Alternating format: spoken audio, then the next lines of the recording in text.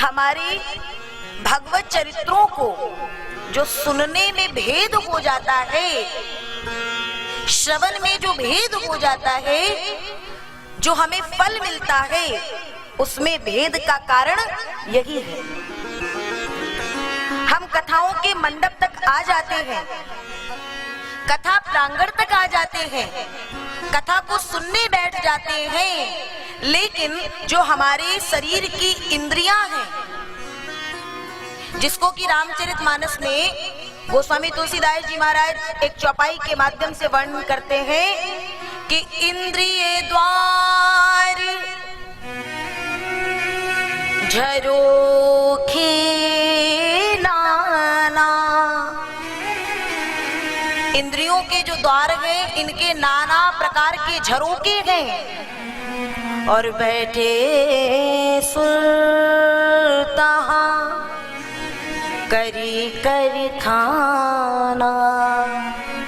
देवता लोग जो इंद्रियों के देवता हैं वो स्थान बना बना करके वहां बैठे हैं, और वो करते क्या है, उनका कार्य क्या है, आवत देखत विषय बयारे, आवत देखत विषय बयारे, तुरत ही देहि कपाट उघारी, तुरत ही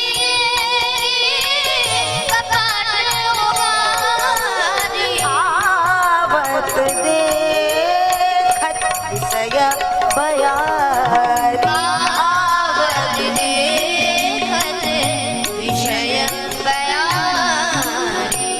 विषयों की हवा आते हुए ही ये इंद्रियों के देवता जैसे ही देखते तो छटपटाते हुए ये तुरंत इंद्रियों के द्वार को, कपाट को खोल देते हैं, और जैसे ही वो कपाट खुलते हैं तो मनुष्य का मन मस्तिष्क तुरंत दिग्भ्रमित हो जाता है, और जो कथा सुनने के लिए बैठा था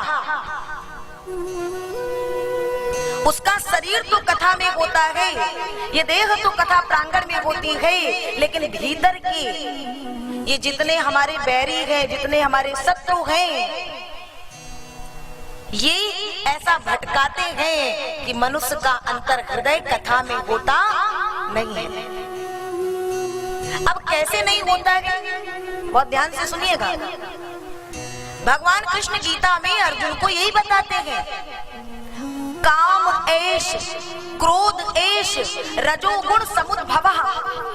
हे अर्जुन, ये काम है, यह क्रोध है, यह लोभ है, ये उत्पन्न किससे होते हैं, जब रजोगुण की प्रधानता होती है। और भगवान कृष्ण ने गीता में यह काम और क्रोध की तुलना कोई बाहरी बैरियों से नहीं की है, ये हमारे अंदर ही विराजमान है। हमारी किसी से दुश्मनी हो जाए, किसी से शत्रुता हो जाए, तो हम देखते हैं उसके हर एक क्रियाकलाप को, हर एक कार्य प्रणाली को, और हमें इशारा जैसे जैसे मिलता है वैसे ही हम उस दुश्मन से, उस बैरी से बदला लेने का विचार करते रहते हैं। लेकिन जो बाहर की बैरी है, बहुत ध्यान से आज की कथा को सुनिएगा, अभी बहुत मन इधर उधर भटकेगा, कुछ आगे बैठेंगे, पीछे देखेंगे, अगल बगल देखेंगे, यही मन को यहाँ स्थिर करना ही बहुत बड़ी बात है।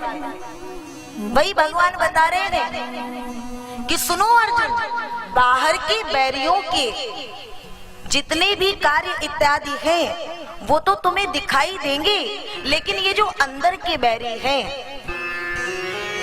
ये जो अंदर के कौरव हैं, काम क्रोध लोभ मोह मत्सर ईर्ष्या अहंकार, अगर इनकी संख्या गिनी जाए तो 100 से पार हो जाएगी।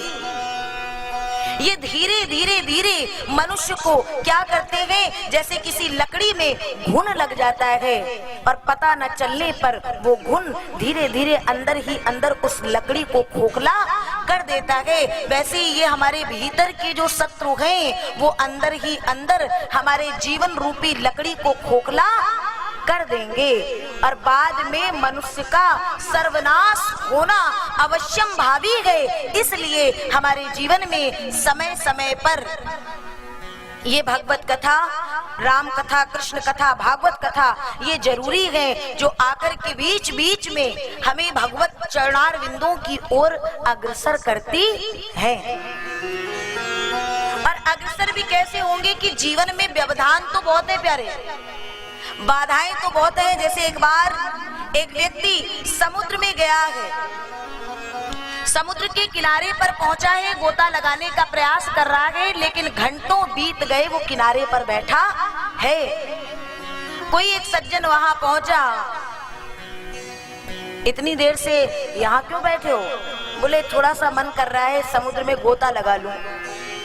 तो बोले तुम्हें देखते देखते मुझे 3-4 घंटे हो गए, अभी तक उठ नहीं पाए तुम, गए नहीं पास? बोले इसलिए क्योंकि मुझे डर लग रहा है। किस बात का डर लग रहा है? बोले भय इस बात का लग रहा है क्योंकि समुद्र में उस समय बहुत ऊंची ऊंची लहरें आ रही थी और उन लहरों को देख देख करके उस व्यक्ति को डर लग रहा है। सज्जन ने कहा इन लहरों से भयभीत होगी तो जीवन निकल जाएगा और एक भी गोता तुम समुद्र में नहीं लगा पाओगे। वैसे ही ये लहरें तो आती रहेंगी, हमारे भी जीवन रूपी समुद्र में व्यवधान, विघ्नों की, अव्यवस्थाओं की लहरें आती रहेंगी, लेकिन उन लहरों को दरकिनार करके जो आगे निकलता है वही इस भगवत कथा की ओर आ पाता है। जैसे कि पिछली बार कथा कब हुई थी? 2016 में, और अब जाकर के कब हो रही है? 2021 में।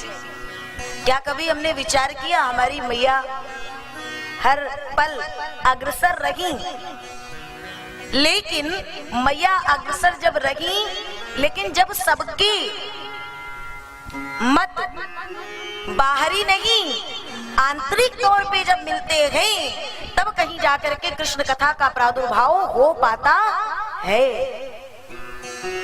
भगवत कथा इतनी आसान नहीं है जितनी आसान आज हमने बना ली है। तब कहा जाता है भाग्योदेन बहुजन्म समर्जितेन सतसंगमं च लभते पुरुषो यदा वै।